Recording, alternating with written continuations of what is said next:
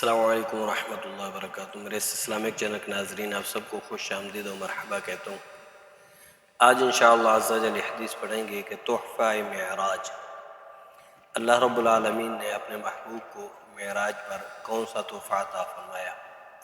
حضرت انس بن مالک رضی اللہ تعالی عنہ سے مروی ہے، یہ طویل حدیث ہے، حدیث معراج کا خلاصہ ہے۔ نبی اکرم صلی اللہ علیہ وآلہ وسلم نے سیدنا موسیٰ علیہ السلام کے مشورے سے متعدد بار بارگاہ خداوندی میں حاضر ہو کر 50 نمازوں میں تخفیف کروائی۔ بالآخر اللہ رب العالمین نے ارشاد فرمایا، ہی خمس و ہی خمسون لا یبدل القول لدی۔ یہ حدیث شریف صحیح بخاری شریف کے اندر موجود ہے، 349 نمبر ہے اس حدیث کا۔ تو نمازیں تعداد میں 5 ہیں، اجر و ثواب کے لحاظ سے 50 ہیں۔ میرے ہاں بات بدلتی نہیں ہے، کیونکہ اللہ رب العالمین نے 50 نمازیں سے 5 عطا فرمائی۔ پھر فرمایا کہ محبوب یہ نہ سمجھنا کہ ثواب میں بھی کمی ہے، ثواب میں کوئی کمی نہیں ہے، یہ نمازوں میں کمی ہوئی ہے، اور آپ کی امت 5 نمازیں پڑھیں گی تو نماز میں 50 نمازوں کا جو ہے ثواب عطا فرماؤں گا۔ اور یہ بار بار حضرت موسیٰ علیہ السلام کے پاس حضور علیہ السلام کا آنا، اصل وجہ یہ تھی کہ انہوں نے یہ کہا تھا کہ باری تعالیٰ میں آپ کا دیدار کرنا چاہتا ہوں، دیکھنا چاہتا ہوں۔ تو اللہ تعالیٰ نے فرمایا، اے موسیٰ تو مجھے نہیں دیکھ سکتا۔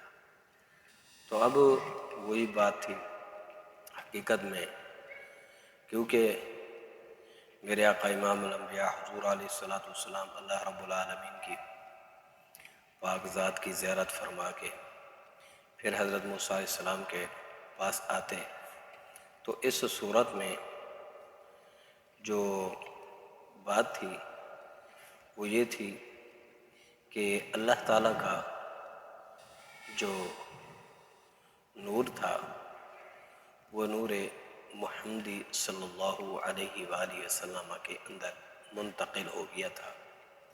تو اب بار بار وہی زیارت کر رہے تھے کہ میرے محبوب کو دیکھنا یہ میرا ہی جلوہ ہے۔